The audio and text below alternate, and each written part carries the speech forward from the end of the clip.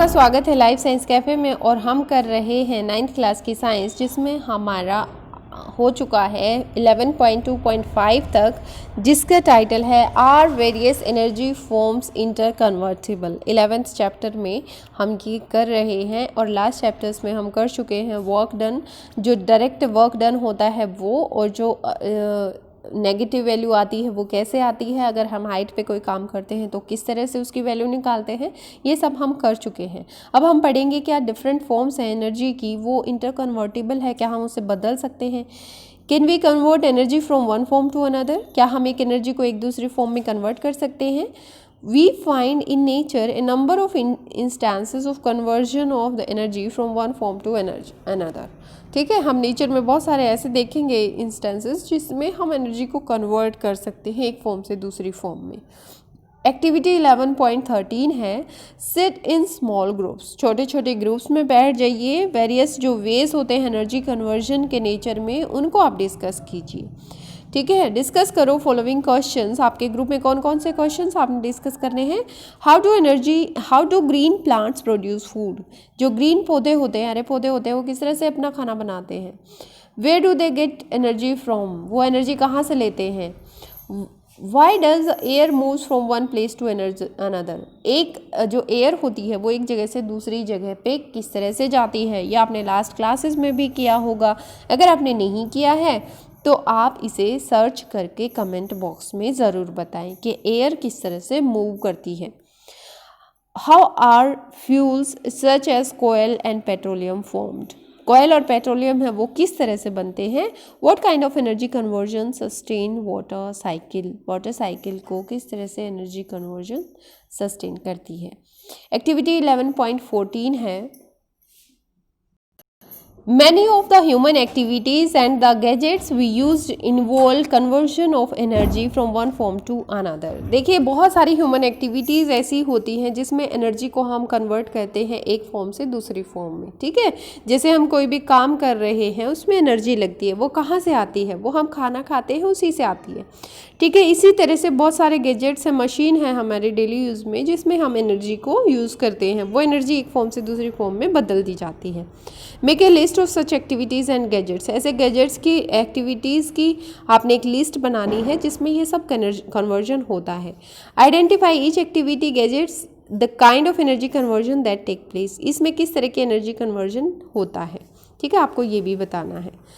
अब बहुत ही इम्पोर्टेंट एक लॉ है, law of conservation of energy.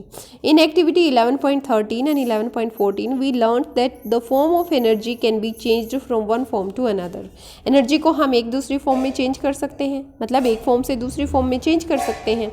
What happened to the total energy of the system during और after the process, जो प्रोसेस होती है कोई भी, जब हम एनर्जी को कन्वर्ट कर रहे हैं, कन्वर्जन हो रहा है एनर्जी का, तो एक फॉर्म से दूसरी फॉर्म में बदल दी जाती है। लेकिन उसमें होता है क्या, उस सिस्टम में एनर्जी का होता है क्या है, पहले वो सिस्टम से में स्टार्ट होने से पहले और उसके बाद में।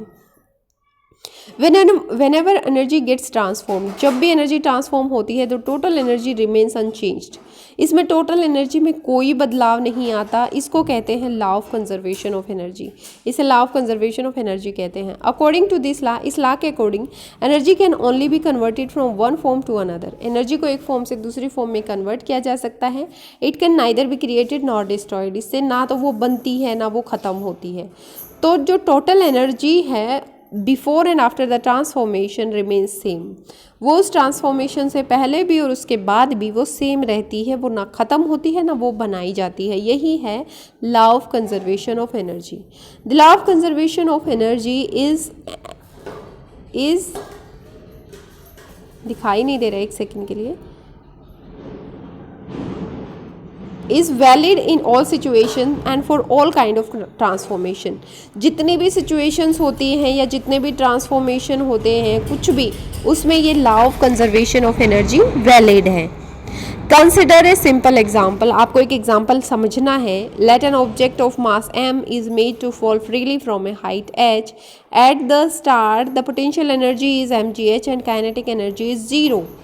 क्या होता है जब हम किसी भी ऑब्जेक्ट का मास सपोज m है और उसको एक हाइट से गिराते हैं, तब उसकी पोटेंशियल एनर्जी होती है स्टार्टिंग पॉइंट पे जब वो गिरना शुरू करता है तब, और उसकी जो काइनेटिक एनर्जी होती है तब कितनी होती है, पोटेंशियल एनर्जी होती है mgh स्टार्टिंग में और काइनेटिक एनर्जी होती है 0।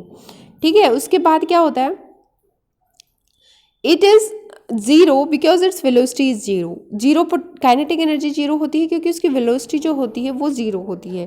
Total energy of the object कितनी होती है mgh, जिसको पोटेंशियल एनर्जी कहते हैं। एज इट फॉल्स, जैसे ही ये गिरती है, potential energy changes into kinetic energy. v is the velocity of the object at a given instance, the kinetic energy would be half mv square. As the fall of the object continue, जैसे ही ये गिरना शुरू करती है लगातार, potential energy decrease होना शुरू हो जाती है और काइनेटिक एनर्जी बढ़ना शुरू हो जाती है। काइनेटिक मतलब उसकी मूवमेंट जैसे बढ़ेगी उसकी काइनेटिक एनर्जी गति वाली एनर्जी जो है वो बढ़ती जाएगी। ठीक है, स्टार्टिंग में काइनेटिक एनर्जी 0 थी, पोटेंशियल एनर्जी मैक्सिमम थी जिसे हमने mgh बोला था, mgh थी। जब ऑब्जेक्ट ग्राउंड के पास पहुंचने वाला होता है, जहाँ पे आप कह सकते हो हाइट 0 है, वेलोसिटी जिसमें हाईएस्ट है, इसलिए kinetic energy would be the largest and potential energy is the least. सबसे कम क्या होगी, पोटेंशियल एनर्जी। ग्राउंड पे पहुंचने के बाद काइनेटिक एनर्जी क्या होगी, सबसे ज़्यादा होगी, क्योंकि वो गिरने वाला है, फिर तो रुक ही जाएगी, है ना।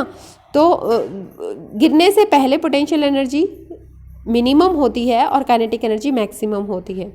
Potential energy and the sum of potential energy and kinetic energy of the object would be same at all point.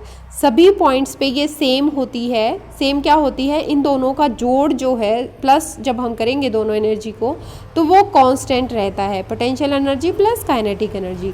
यहाँ पे पोटेंशियल एनर्जी क्या है, mgh, काइनेटिक एनर्जी क्या है, हाफ mv स्क्वायर। ये क्या है, दोनों चीज़ें कांस्टेंट हैं। ठीक है, the sum of kinetic energy and potential energy of an object is its total mechanical energy. इसको क्या कहते हैं, मैकेनिकल एनर्जी कहते हैं। जब दोनों को जोड़ लेते हैं, जब ये कांस्टेंट रहती हैं, जब ये ग्राउंड पे गिरने से पहले तक ये दोनों का प्लस जो है कांस्टेंट रहता है, और ये क्या है, mechanical energy. We find that during the free fall of the object, हमने देखा कि जब फ्री फॉल होता है ऑब्जेक्ट का, the decrease in potential energy at any point in its path appear as equal amount of increase in the kinetic energy. जैसे ही हम देखते हैं कि जैसे ही ये डिक्रीज होती है पोटेंशियल एनर्जी, जब वो गिरना शुरू करती है, जैसे डिक्रीज होना शुरू करेगी पोटेंशियल एनर्जी, उसकी काइनेटिक एनर्जी उतना ही बढ़ना शुरू करेगी।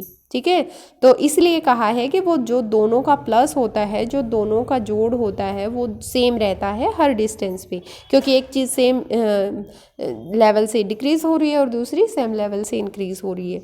इसीलिए effect of air resistance on the motion of the object has been ignored, इसलिए इसमें एयर रेजिस्टेंस को इग्नोर कर दिया गया है। क्योंकि जब भी हम कोई चीज़ को मूव करते हैं, अगर ग्राउंड लेवल पे मूव करते हैं तो भी उसमें घर्षण होता है, ठीक है, रेजिस्ट करता है, और अगर एयर में है तो एयर भी रेजिस्ट करती है, लेकिन यहाँ पे उसे इग्नोर कर दिया गया है।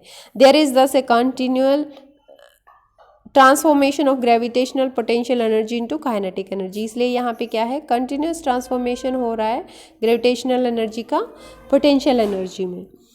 ऑब्जेक्ट है कोई भी, इसमें एक्टिविटी देखिए, मास है जिसका 20 किलोग्राम, जिसको हाइट 4 मीटर से गिरा दिया गया है। ठीक है, आपने ब्लैंक में फिल करना है computing the potential energy and kinetic energy in each case. दोनों केस में आपने ये चीज़ें कैलकुलेट करनी है। अगर उसको 1 मीटर से गिराया गया या उसको 2 मीटर से, 3 मीटर से, 4 मीटर से, तो ये एक न्यूमेरिकल है जिसमें जो है आपने पोटेंशियल एनर्जी कैलकुलेट करनी है तीनों लेवल पे, फिर उसकी काइनेटिक एनर्जी फाइंड आउट करनी है, और उसके बाद इन दोनों एनर्जीज़ का प्लस करना है, potential energy plus kinetic energy.